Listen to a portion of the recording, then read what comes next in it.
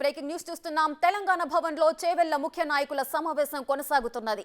ఇప్పటికే BRS Chevella MP అభ్యర్థిగా రంజిత్ రెడ్డి పేరును వర్కింగ్ ప్రెసిడెంట్ కేటీఆర్ ప్రకటించారు. దానికి చేవెళ్ల పార్లమెంటు నియోజకవర్గ ముఖ్య నాయకులు ఆమోదం తెలియజేశారు.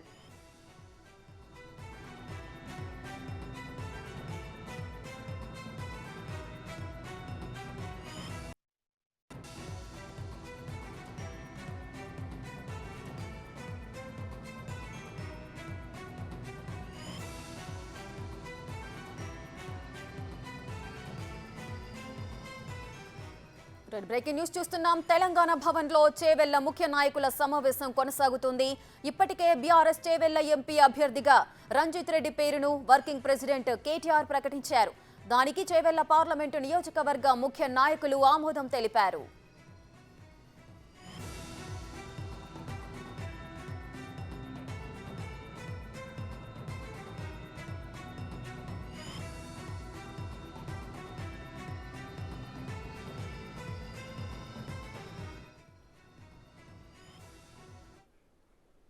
రైట్గా తెలంగాణ భవన్లో చేవెళ్ల ముఖ్య నాయకుల సమావేశం కొనసాగుతోంది. బీఆర్ఎస్ చేవెళ్ల ఎంపీ అభ్యర్థిగా రంజిత్ రెడ్డి పేరును వర్కింగ్ ప్రెసిడెంట్ కేటీఆర్ ప్రకటించినట్లుగా తెలుస్తోంది. మరిన్ని డీటెయిల్స్ మా ప్రతినిధి సైదులు లైవ్ లో అందిస్తారు. రైట్ సైదులు, చెప్పండి. మొత్తానికైతే ఎవరైతే బీఆర్ఎస్ చేవెళ్ల ఎంపీ అభ్యర్థిగా రంజిత్ రెడ్డి పేరునైతే అందరూ కూడా ఏకముఖ్యంగా ప్రతిపాదించారు, ఆ విధంగానే అందరూ కూడా సపోర్ట్ చేసినట్లుగా తెలుస్తోంది. ఇంకా ఈ రేసులో ఎవరైనా ఉన్నారా? అసంతృప్తికి గురైన నేతలు ఎవరైనా ఉన్నారా?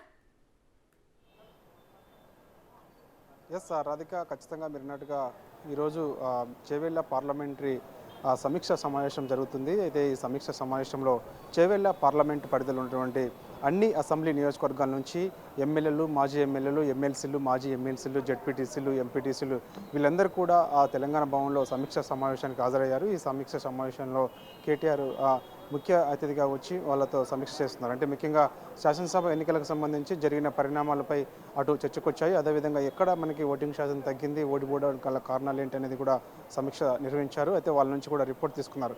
అదేవిధంగా ముఖ్యంగా చేవెళ్ల పార్లమెంటు ఎన్నికకు సంబంధించి అటు అభ్యర్థిగా మరోసారి ఎంపీ రంజిత్ రెడ్డి పేరును ఖరారు చేస్తున్నట్టుగా కూడా అటు కేటీఆర్ చెప్పారు. సో ఆ నేపథ్యంలో కొందరు అతన్ని ఆ పేరును ప్రతిపాదించగానే అందరూ ఓవరాల్గా చేవెళ్ల పార్లమెంటు పరిధిలో ఉన్నటువంటి అందరూ కూడా ఆమోదం తెలిపారు. సో మరోవైపు కొందరు కూడా కొంత అసంతృప్తిగా ఉన్నప్పటికీ బయటకు వచ్చిన తర్వాత కొంత గుసగుసలు కూడా ఏర్పడ్డాయి. అంటే కారణం ఏంటంటే చాలామంది చేవెళ్ల పార్లమెంటుకి సంబంధించి రంజిత్ రెడ్డి పేరు ప్రస్తావన ఆమోదం తెలిపిన తర్వాత మరికొందరు కూడా వ్యతిరేకిస్తున్నట్టు కూడా మనకైతే సమాచారం ఉంటుంది. ఎందుకంటే చూసాం మనము నిన్న కూడా ఆ కరీంనగర్ పార్లమెంటరీ పరిధిలోకి సంబంధించి ఎంపీ అభ్యర్థిని కూడా ఖరారు చేశారు ఇటు BRS party working president KTR. ఎందుకంటే మాజీ ఎంపీ అయినటువంటి వినోద్ కుమార్ పేరును ఖరారు చేస్తున్నట్టుగా కూడా నిన్న కరీంనగర్ పార్లమెంటరీ సమీక్ష సమావేశంలో కూడా చెప్పగానే అందరూ కూడా ఆమోదం తెలిపారు.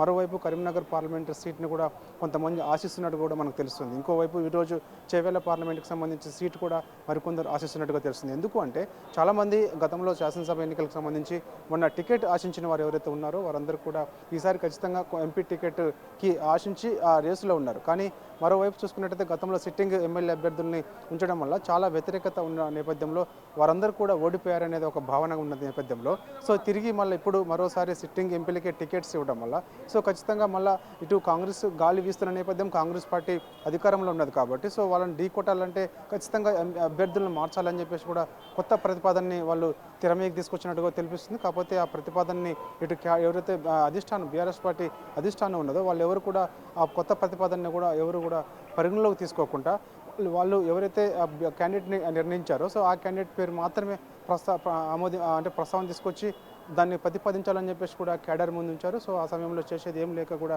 వారందరూ కూడా ఖచ్చితంగా ఆ యొక్క ఇద్దరు ఎంపీ అభ్యర్థుల పేర్లను కూడా ఖరారు చేశారు. సో ఇంకోసారి అలా జరగకుండా ఉండేందుకు ఇటు కొన్ని అంటే ఏంటి అంటే గతంలో కూడా చాలామంది ఇటు బీఆర్ఎస్ పార్టీకి సంబంధించిన నాయకులు ఎవరైతే ఉన్నారో వాళ్ళందరూ క్యాడర్కి సంబంధించి ముఖ్యంగా చెప్తున్నటువంటి ఆ యొక్క స్థానికంగా ఉన్నటువంటి వ్యవహార శైలి ఏదైతే ఉంటుందో సో వాళ్ళకి సంబంధించిన ఇన్ఫర్మేషన్ అందరూ కూడా గత వ్యతిరేకత ఉన్నదని చెప్పినప్పటికీ ఎప్పుడు కూడా పరిగణలోకి తీసుకోలేదు. సో ఈసారి కూడా అదే జరుగుతుందని చెప్పేసి కూడా వాళ్ళు నిరుత్సాహపడుతున్నారు. ఎందుకంటే ఇప్పుడు ఎన్నడూ లేని విధంగా గతంలో చూసాము, ఓన్లీ తెలంగాణ భవన్కి అతి తక్కువ మంది మాత్రమే హాజరయ్యేవారు. అంటే ముఖ్యంగా మంత్రులు, ఎమ్మెల్యేలు, ఎమ్మెల్సీలు మాత్రమే హాజరయ్యేవారు. కొన్ని సమీక్ష సమావేశాలు కూడా వాళ్ళ మధ్యనే జరిగాయి. కానీ ఇప్పుడు చూసుకున్నట్టయితే కేడర్ చేజారిపోకుండా, అంటే కాంగ్రెస్ పార్టీ అధికారంలోకి వచ్చింది కాబట్టి ఎవరు కూడా కాంగ్రెస్ వైపు చూడకుండా ఇటు బీఆర్ఎస్ కేడర్ చేజారిపోకుండా ఉండేందుకు మొత్తం ఓవరాల్గా ఆ పార్లమెంటరీ పరిధిలో ఉన్నటువంటి ముఖ్య నాయకులందరినీ కూడా ఇక్కడ తెలంగాణ భవన్కి రమ్మంటున్నారు, సమీక్ష జరుగుతున్నారు. అయితే వరుసగా జనవరి 3 నుంచి స్టార్ట్ అయ్యాయి. జనవరి 21 వరకు కూడా ఈ సమావేశాలు ఉండబోతున్నాయి. అంటే మొత్తం తెలంగాణ రాష్ట్రంలో ఉన్నటువంటి 17 అసెంబ్లీ నియోజకవర్గాలకు సంబంధించిన శాసనసభ సమావేశాలు కూడా కంటిన్యూగా ఉండబోతున్నాయి. ఒక సంక్రాంతి నేపథ్యంలోనే ఇటు 15, 16 తారీఖు మధ్య 2 రోజులు సెలవు ఉన్నప్పటికీ మిగతా రోజులు అన్నిటికీ అంటే జనవరి 3 నుంచి 21 వరకు కూడా కంటిన్యూగా 17 లోక్సభ, శాసనసభ, లోక్సభ పార్లమెంటరీకి సంబంధించిన సమీక్ష సమావేశాలు అయితే కంటిన్యూగా ఉన్నాయి. సో ఇప్పటికప్పుడు ఇప్పటికే 3 పార్లమెంటరీకి సంబంధించిన శాసనసభ, లోక్సభకు సంబంధించిన సమీక్ష సమావేశాలు పూర్తయ్యాయి. సో ఇప్పటికే ఇద్దరిని పేర్లు కూడా ఖరారు చేశారు. వారిలో ఒకటి కరీంనగర్ నుంచి ఎంపీ వినోద్ కుమార్ పేరును వాళ్ళు ఖరారు చేశారు. మాజీ ఎంపీ అయినటువంటి వినోద్ కుమార్ పేరుని ఖరారు చేశారు, కూడా ఆమోదం తెలిపారు. ఈ రోజు మాత్రం చూసుకున్నట్టయితే ఉదయం 11 గంటలకి ఈ సమావేశం స్టార్ట్ అయింది. 2 గంటల వ్యవధిలోనే వాళ్ళు పేరుని దాదాపుగా తెర మీద తీసుకొచ్చారు. సో ఖచ్చితంగా ఆమోదం తెలపాలని చెప్పేసి కూడా చెప్పడంతో ఖచ్చితంగా చేసేది ఏం లేక కూడా కొంతమంది ఆమోదం కూడా తెలిపిన నేపథ్యం కనిపిస్తుంది. సో ఇక 2 పేర్లు అయితే ఖరారయ్యాయి. ఒకటి చేవెళ్ళ నుంచి ఈసారి MP ticket BRS party MP అభ్యర్థిగా రంజిత్ రెడ్డి, అదేవిధంగా కరీంనగర్ నుంచి బీఆర్ఎస్ పార్టీ ఎంపీ అభ్యర్థిగా వినోద్ కుమార్ పేరు అయితే దాదాపుగా అయితే ఖరారయ్యాయి.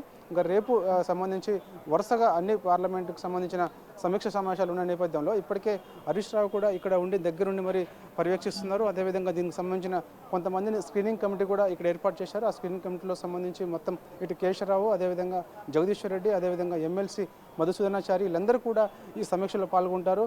అందరితో కేడర్తో కూర్చొని మాట్లాడిన తర్వాత వాళ్ళ యొక్క రిపోర్ట్ను కూడా తీసుకొని, సో వాళ్ళు కూడా కేడర్ కూడా అదే పేరు ప్రస్తావిస్తున్నారా లేకపోతే కొంత వ్యతిరేకత ఉన్నదా అనేది కూడా చూసుకుంటున్నారు. సో ఆ రిపోర్ట్ని అంతటిని కూడా ఓవరాల్గా ఈ సమీక్ష సమావేశాలు కంప్లీట్ అయిన తర్వాత ఓవరాల్గా ఆ రిపోర్ట్స్ అంతా తీసుకొని కూడా ఇటు కేసీఆర్ దగ్గరికి తీసుకెళ్ళి అతని దగ్గర ఉంచే అవకాశం కనిపిస్తుంది. దాని తర్వాత ఎలా ఉండవుతుంది అనేది కూడా ఎదురు చూడాలి. కాకపోతే మాత్రం ఒకవైపు అతనికి తుంటి ఖాళీ శస్త్రచికిత్స నేపథ్యంలో ఇక కేటీఆర్ ఎంతటికి కూడా చూసుకుంటున్నారు కాబట్టి, సో దాదాపుగా కేటీఆర్ మొత్తం దగ్గరుండి పర్యవేక్షణ చేస్తున్నారు కాబట్టి దాదాపు కేటీఆర్ చెప్పిన పేరు ఏదైతే ఉందో అది ఖచ్చితంగా ఇటు బీఆర్ఎస్ క్యాడర్ కూడా ఆమోదం తెలుపుతుంది.